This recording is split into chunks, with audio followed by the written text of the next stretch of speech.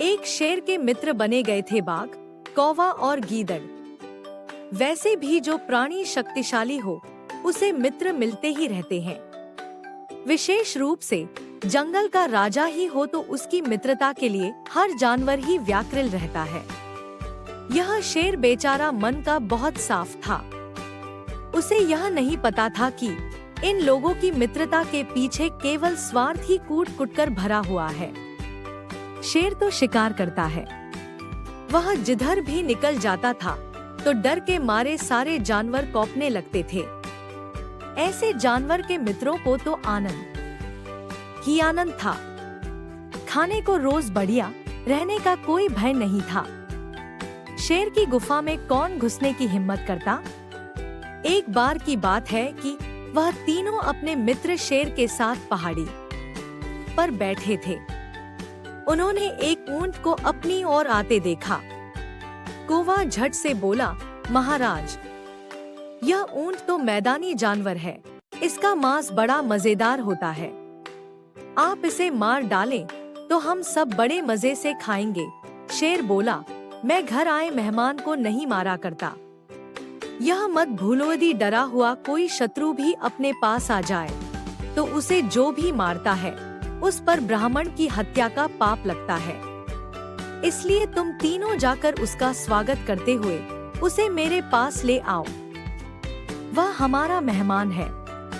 शेर की आज्ञा का पालन करना तो उनका कर्तव्य था। जो शेर ने कहा, उन्होंने माना। वे तीनों वहां से उठकर गए और ऊंट को बड़े सम्मान के साथ अपने साथ ले आए। क्यों भाई ऊंट, तुम इस जंगल में कैसे आए? तुम मैदानी जानवर हो? शेर ने पूछा। ऊंट ने शेर के आगे अपनी लंबी गर्दन झुकाते हुए कहा, महाराज, मैं जानता हूँ आप इस जंगल के राजा हैं। मुझसे जो भूल हुई माफ कर देना। वास्तव में आप जैसे बड़े दिल वाले अवश्य मुझे माफ कर देंगे। वास्तव में मैं अपने साथियों से बिछड़कर मार्ग से भटककर इधर आ निकला हूँ। अब तो आपकी शरण में हूँ, चाहे मारो चाहे रखो। शेर ने कहा, नहीं भैया ऊंट, हम तुम्हें नहीं मारेंगे। आज से तुम चाहो तो हमारे साथ रह सकते हो। आज से तुम हमारे शाही मेहमान हो। हम तुम्हारी सेवा करेंगे। ऊंट ने धन्यवाद महाराज कहकर खुश होकर अपनी गर्दन फिर से झुका दी। जंगल के राजा का दोस्त और मेहमान बनकर रहना यह तो उसके लिए बड़े गर्व की बात थी। अब शेर के 4 मित्र हो गए थे। एक बार शेर का जंगली हाथी से युद्ध हो गया, जिसमें शेर काफी बुरी तरह से जख्मी हो गया।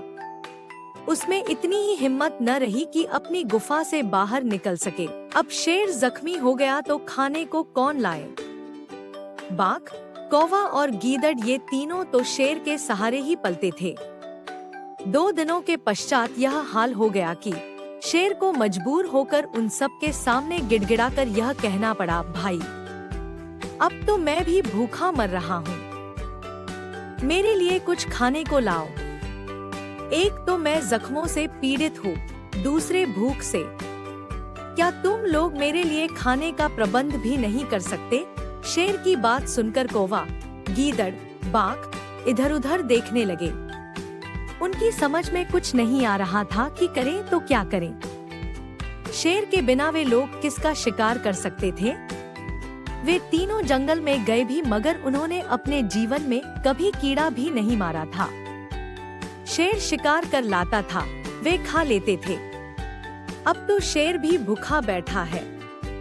गीदड़ ने कौवे से कहा, भैया, मेरे विचार से इस संकट की घड़ी में इस ऊंट को ही हमें अपने राजा का शिकार बना देना चाहिए। आखिर यह इतने दिनों से मुफ्त का खाना खा खा कर ही तो पल रहा है।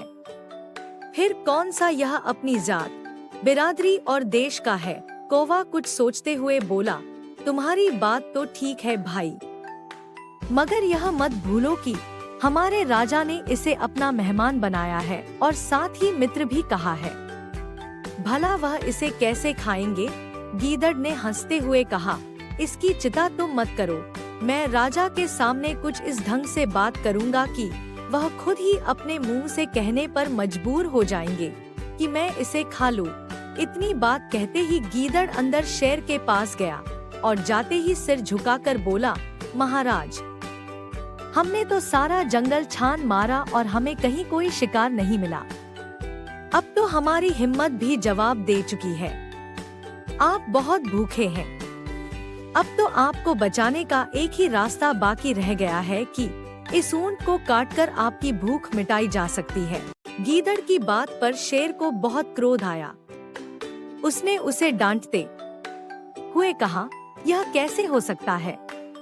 ऊंट हमारा मेहमान है। यदि तुमने दोबारा यह बात कही तो मुझसे बुरा कोई न होगा। गीदड़ ने शेर का उत्तर सुनकर कहा, महाराज, यहाँ पर तो आपकी जान बचाने का प्रश्न है।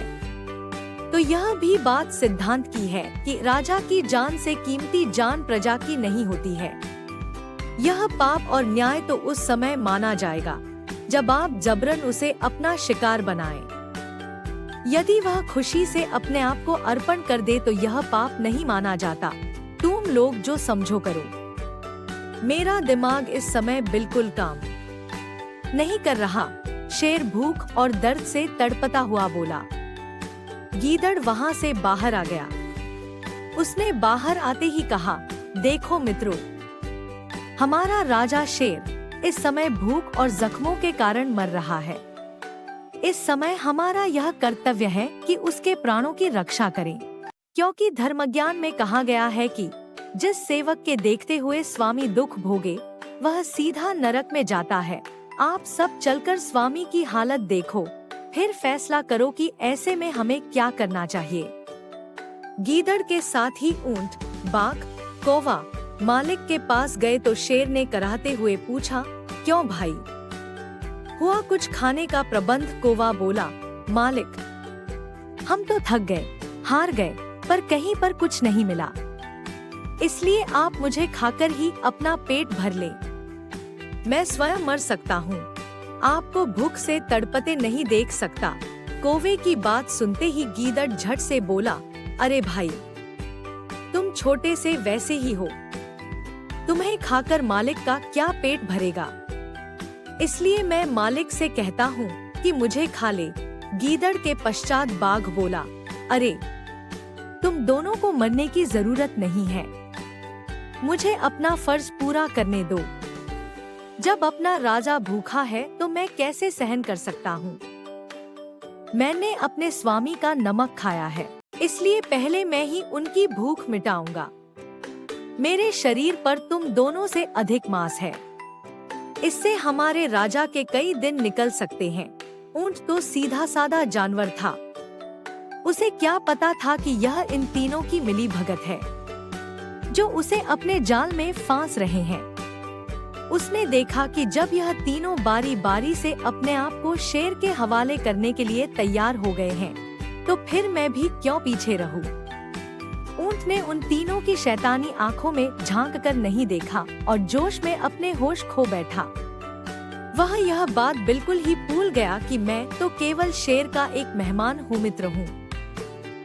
मेहमान तो कभी ऐसा त्याग नहीं करते, जबकि तीन तीन मित्र उसके यहाँ बैठे हैं। उन तीनों की शैतानी आंखें ऊंट पर ही गड़ी हुई थी। वे सोच रहे थे कि ऊंट उनके जाल में फंसे कि वे उसको खाएं।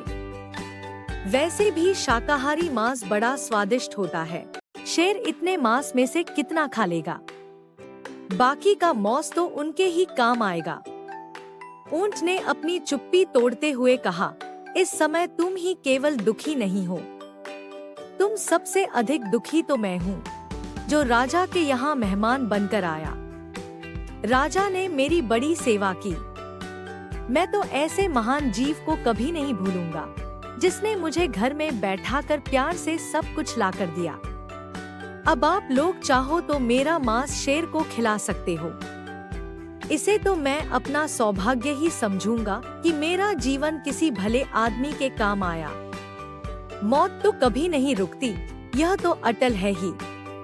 फिर क्यों न मैं अपने जीवन को अपने मित्र पर कुर्बान कर दूं? ऊंट के मुंह से यह शब्द निकले ही थे कि बाघ और गीदड़ उस पर टूट पड़े और देखते ही देखते ऊंट का जीवन समाप्त हो गया। दोस्तों, इस कहानी से हमें यह शिक्षा मिलती है कि जिस राजा का परिवार दुखी हो तो उसकी सेवा नहीं करनी चाहिए। जिस राजा के मंत्री ईमानदार न हो, उसकी प्रजा कभी सुख और शांति से नहीं रहती।